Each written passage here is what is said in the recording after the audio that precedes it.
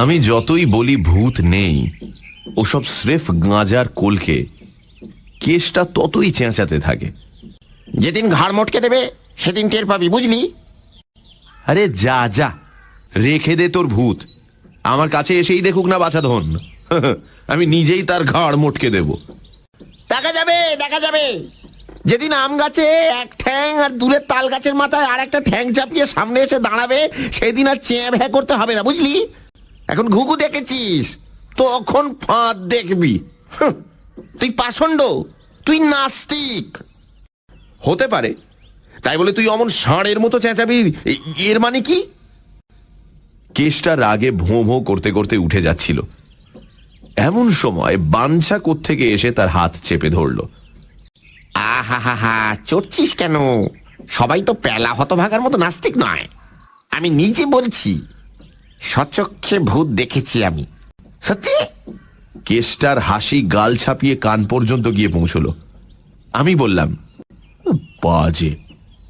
বাজে? হ্যাঁ, তবে শোনো, শুনে চক্ষু কর্ণের বিবাদ ভঞ্জন করো। কিন্তু কেসটা, তার আগে কিছু খাওয়াতে হবে মাইরি, বড্ড খিদে পেয়েছে। এমনিতে কেসটা হাড় কেপ্পন, কিন্তু ভূতের মহিমাই আলাদা।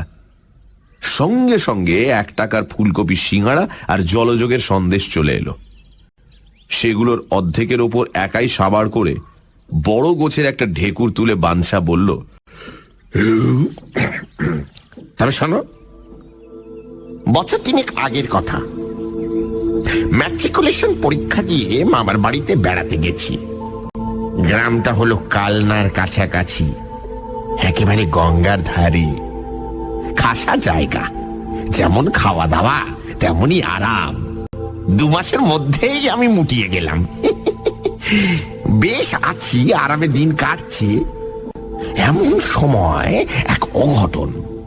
পাশের বাড়ির হরি হালদার এক বর্ষার রাতে পটল তুলল। এই লোকটা যতদিন বেঁচে ছিল, গ্রাম শুদ্ধ লোকের হাড় মাংস একেবারে ভাজা ভাজা করে রেখেছে। বাজখাই গলা, খিটখিটে মেজাজ। বাড়িতে কাক বসলে হাটপেল করত। বেড়ালে কুকুরে পর্যন্ত বাড়ির ত্রিসীমানায় ঘেঁষত না। বউটা আগেই মরেছিল। বাড়িতে বুড়ো একা থাকতো। এমন বিতিকিচ্ছি লোক যে বিতিকিচ্ছি সময়ে মারা যাবে তাতে সন্দেহ কি? সেদিন বেশ মিঠে মিঠে বৃষ্টি নেমেছে ঝিমঝিম করে। পেট ভরে মুগের ডালের খিচুড়ি আর ইলিশ মাছ ভাজা খেয়ে বিছানা নিয়েছি। এমন সময় ডাক এলো, মরা পড়াতে যেতে হবে। আমি খপ করে বাঞ্ছার কথায় বাধা দিয়ে বললাম, ওসব পুরনো গল্প, পত্রিকার পাতায় গন্ডা গন্ডা ওরকম গল্প বেরিয়ে গেছে। বাঞ্ছা ভ্রুকুটি করে বললে, আরে আগে শোন না বাপু, পরে যত খুশি বকর বকর করিস। কি আর করি, বেরোতেই হলো। পাশের বাড়িতে একটা লোক মরে পড়ে থাকবে, এটা তো কোনো কাজের কথা নয়।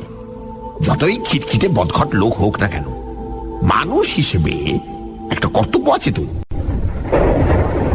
বেরিয়ে দেখি আমরা মাত্র 4 জন। ডাকাডাকি করেও কারো সাড়া মেলেনি। কেউ কাঁপা গলায় বলেছে জ্বর হয়েছে, কেউ কাতরাতে কাতরাতে জবাব দিয়েছে কান কটকট করছে। কাজেই আমাদের 4 জনকেই কাঁধ দিতে হলো। দুজনের 2 হাতে 2টো লণ্ঠন ঝুলতে ঝুলতে চলল, আর কাঁধে দুলতে দুলতে চলল মরা। সেই টিপি টিপি বৃষ্টি আর সনসনে হাওয়ায় বর্ষা পিছল রাস্তা দিয়ে এগিয়ে চললাম আমরা। চারদিকে কালির মতো অন্ধকার। ভোগান্তি আর কাকে বলে!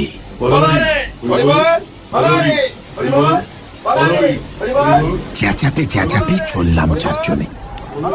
কাঁধের ওপর বুড়ো যেন পরম আনন্দে দোল খাচ্ছে। আমার সন্দেহ হলো, এখন হয়তো মরার মুখের কাপড় সরালে দেখা যাবে আমাদের দুর্গতিতে মিটিমিটি হাসছে হাড় জ্বালানো লোকটা। মনে মনে অভিশাপ করতে করতে আমরা এগিয়ে চললাম। হ্যাঁ, বলতে ভুলে গেছি, শুধু আমরা 4 জনেই নয়, বুড়োর 2টো বাগদি প্রজাও ছিল। তারা তো আর বামুনের মরাকে কাঁধ দিতে পারবে না, তাই তারা কুড়ুল কাঁধে আসছিল পেছন পেছন। কাঠ কেটে আনবে।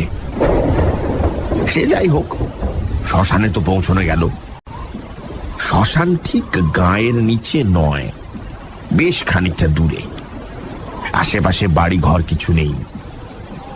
অনেকটা পর্যন্ত ন্যাড়া মাঠের ভেতরে এলোমেলো বাবলার বন। সেখানে একখানা টিনের চালা ঘর। ঠিক তারই নিচে একটা বাঁধানো সিঁড়ি নেমে গেছে গঙ্গার জলে। মস্ত সিঁড়ি, প্রায় 15 ধাপ।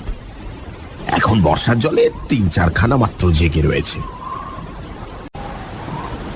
আমরা ওই সিঁড়ির উপরেই মরাটাকে নামালাম, এমন ভাবে রাখলাম যাতে মরার পা দুটো ডুবোনো থাকে গঙ্গার জলে। বুড়োর গঙ্গা যাত্রাও হবে, তাছাড়া এই সুবিধেও আছে যে কাউকে আর ছুঁয়ে বসে থাকতে হবে না। মরা নামিয়ে আমরা গিয়ে বসলাম চালাটার নিচে। বাগদিরা কাঠের ব্যবস্থা করুক, তারপর চিতা সাজানো হবে। বসে বসে গল্প জুড়ে দিলাম আমরা।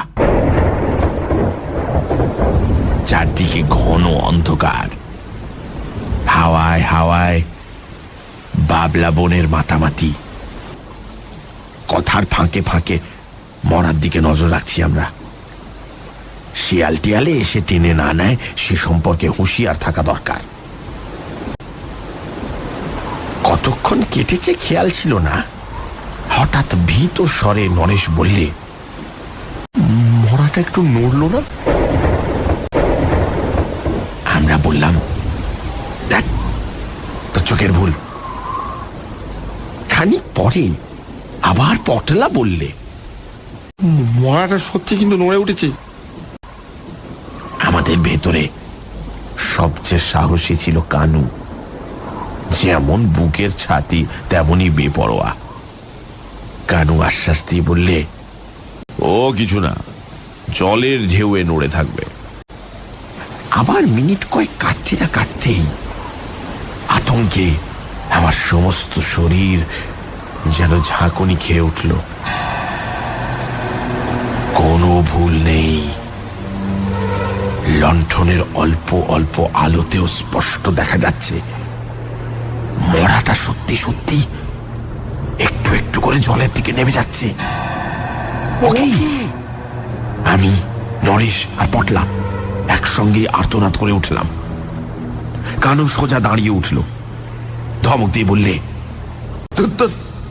ভিতর ডিম সব, পেছল সিঁড়ি, তাই গড়িয়ে পড়ছে নিচের দিকে। দাঁড়া, আমি তুলে নিয়ে আসি। মরা তখনও নামছে, হাঁটু পর্যন্ত তার নেমে গেছে গঙ্গায়। কানু গিয়ে বাঁশের মাচাটা ধরে টান দিলে, কিন্তু কি সাংঘাতিক! কানু টানকে অস্বীকার করে মরাটা আরো নিচে নেমে গেল। গোয়ার গোবিন্দ কানু এবার 2 হাতে মরাটাকে জাপটে ধরলে, কিন্তু আশ্চর্য, কানু ধরে রাখতে পারলে না। 2 ধাপ পিছলে সে শুদ্ধ গিয়ে কোমর জলে পড়ল। আর সঙ্গে সঙ্গে সমস্ত সাহস উবে গেল তার। ওরে তোরা ছুটে আয়, মরা আমাকে শুদ্ধ নিয়ে যাচ্ছে।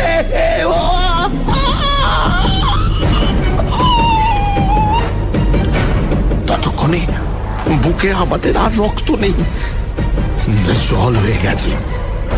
আমরা চিৎকার করে বললাম, মরা ছেড়ে দাও, মরা ছেড়ে দাও, মরা ছেড়ে দাও, মরা ছেড়ে দাও। কানু বললে, পারছি না, পারছি না। আমরা ছুটে গেলাম, চেপে ধরলাম কানুকে। তারপর যা শুরু হলো সে কথা ভাবতে আজও আতঙ্কে মাথার চুল খাড়া হয়ে ওঠে। ওই হাড্ডিসার মরাটার গায়ে সে কি অমানসিক শক্তি! একদিকে আমরা 4 জন, অন্যদিকে মরা একা। আমাদের সকলকে অনায়াসে তুচ্ছ করে সে জলের মধ্যে টেনে নিয়ে চলল। এই মরা আমাদের টেনে নিয়ে চলেছে গঙ্গার অতল জলে। আমরা সমস্বরে আর্তনাদ করে উঠলাম,